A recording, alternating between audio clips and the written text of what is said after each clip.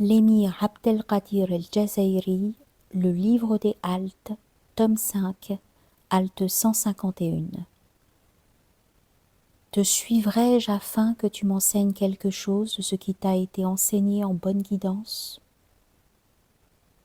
Le Très-Haut a dit: te suivrai-je afin que tu m'enseignes quelque chose de ce qui t'a été enseigné en bonne guidance? Sourate 18, verset 66. Sache que l'aspirant ne tirera profit des sciences et des états spirituels du maître que s'il s'en remet totalement à la guidance de celui-ci, respectant ce qu'il lui ordonne et ce qu'il lui interdit, en étant intimement convaincu que c'est ce qu'il y a de plus profitable et de plus parfait. Aucun des deux ne peut se passer de l'autre. Certains ont une confiance totale en leur maître et estiment que cela suffit pour obtenir l'objet de leur désir et réaliser leur quête, alors qu'ils ne se conforment à lui ni quant à ses ordres ni quant à ses interdictions. Il en fut ainsi de Moïse sur lui la paix, qui, malgré sa valeur sublime et l'éminence de sa fonction, chercha à en rencontrer El-Khidr en demandant par quels moyens il pourrait y arriver. Au cours de son voyage, il s'exposa à de grandes souffrances et à de grandes fatigues. Comme il est rapporté, « Nous avons éprouvé de la peine d'un tel voyage » sourate 18, verset 62. Malgré tout cela, du fait qu'il ne put respecter une seule interdiction d'El-Khidr, qui lui demanda « Si tu me suis obéissant alors, ne m'interroge sur rien tant que je n'aurai pas pris l'initiative de t'en parler. » Sourate 18, verset 70. Il ne put profiter des sciences d'El-Khidr. Moïse était pourtant fermement convaincu de la supériorité d'El-Khidr en science, puisqu'après avoir déclaré qu'il ne connaissait personne de plus savant que lui, Allah l'avait contredit en témoignant que son serviteur El-Khidr était plus savant. À cette occasion, Allah ne privilégia aucune science par rapport à une autre, mais resta dans l'ordre général. Au départ, Moïse ignorait que sa prédisposition ne lui permettrait en rien d'accepter les sciences d'El-Khidr, alors que celui-ci de prime abord l'avait compris, puisqu'il affirma « En vérité, tu ne pourras pas être patient avec moi. » Sourate 18, verset 67. C'est là une des preuves de la science d'El-Khidr. L'homme intelligent peut constater combien ces deux personnages respectent les règles de bienséance. Moïse demanda « Te suivrai-je afin que tu m'enseignes quelque chose de ce qui t'a été enseigné en bonne guidance ?» C'est-à-dire, me donnes-tu la permission de te suivre pour recevoir la science venant de toi? Dans ces paroles, il y a une suavité de bienséance que peut savourer toute personne saine de goût. Khidr répondit « Si tu me suis obéissant, alors ne m'interroge sur rien tant que je n'aurai pas pris l'initiative de t'en parler. » Il ne lui a pas simplement dit de ne pas le questionner, ce qui aurait laissé Moïse perplexe et assoiffé, mais il lui a promis qu'il prendrait l'initiative de parler de ce qui se passerait et de faire connaître la sagesse de ses actes. On peut comprendre le mot zikran, traduit ici par le fait d'en parler, dans le sens de tadhakkuran, réminiscence, remémoration, souvenir, pour les raisons qui suivent. On dit qu'El-Khidr avait préparé pour Moïse 1000 cas en correspondance avec des choses qui étaient arrivées à celui-ci, sur lui la paix, mais il ne put se contenir. C'est pourquoi l'envoyé d'Allah, alayhi salatu wassalam, a dit « Nous aurions aimé que Moïse fût patient afin qu'Allah nous en racontât plus sur les deux cas. »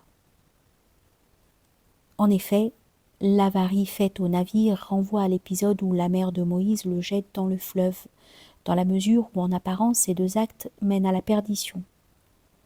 Le meurtre du jeune homme correspond lui au meurtre du copte perpétué par Moïse. Le redressement du mur en renonçant à tout salaire rappelle les circonstances où Moïse aida les filles de Chouaïb, Jéthro, à faire boire leurs troupeaux sans demander de récompense. Après le troisième acte de Khidr, il apparut à Moïse qu'il n'avait pas la capacité à supporter quoi que ce soit de la science d'El-Khidr, et il chercha la séparation en posant sa troisième question, comme le rapporte la tradition avérée. La première question de Moïse résultait d'un oubli.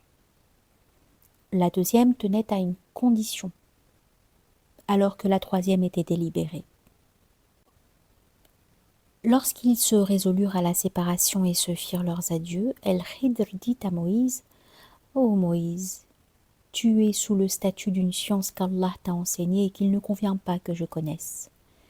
Et moi je suis sous le statut d'une science qu'Allah m'a enseignée et qu'il ne convient pas que tu connaisses. » Il entendait par là que Moïse avait la science de la mission prophétique, qui tient compte des causes secondes dans les actes ou les abstentions d'actes, s'appuie sur le jugement résultant d'un témoignage et d'un serment, sur des affirmations ou des dénégations qui reposent sur les aspects extérieurs des choses. Tout cela est indispensable à la régence sur les fils d'Israël et à la descente de la loi divine au niveau de leurs intelligences. Il ne convenait pas qu'El-Khidr eût cette science. Elle n'avait aucune utilité pour lui, puisque la science concernant les êtres n'est profitable que dans la mesure où elle est mise en pratique. Or, l'ordre divin oriente El-Khidr vers quelque chose de différent, qui est le jugement par dévoilement spirituel, la considération des choses par les causes invisibles et par l'irruption dans le cœur d'intuitions seigneuriales infaillibles. Il ne convenait pas que Moïse eût cette science, car l'ordre divin l'orientait vers quelque chose de différent. Cette différence entre les deux ne concerne d'ailleurs que les sciences se rapportant aux êtres créés, car pour ce qui est de la science touchant à l'essence sublime et aux attributs divins, ils possédaient tous deux la perfection ultime, comme il convient pour la prophétie de Moïse, et la station de la sainteté suprême, la station de la proximité qui est celle des singuliers, dont El-Khidr fait partie. El-Khidr, en effet, est prophète selon nous, comme le pensent les savants qui ont réalisé la vérité dans l'ordre intérieur et extérieur. De ce qui précède, on peut conclure que la perfection du maître spirituel, quant à la science requise de sa part dans le cadre de sa fonction, n'est d'aucune utilité pour le disciple tant que ce dernier ne se conforme pas à ses ordres et ne se détourne pas de ce qui lui est interdit. Quel intérêt d'être d'extraction hachimite dès lors que l'âme est de nature bahilite?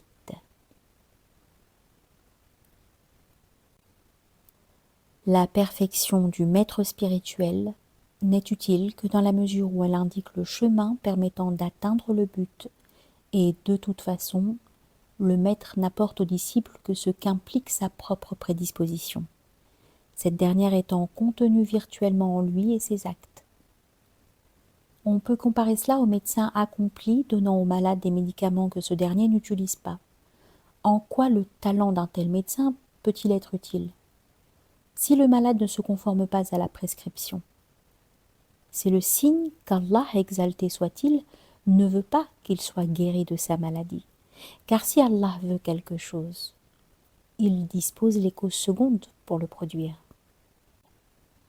Il incombe seulement à l'aspirant de rechercher celui qui est le plus parfait et le plus profitable d'entre les maîtres, de peur de tomber sous le contrôle de quelqu'un ignorant la voie menant au but, ce qui faciliterait sa perdition.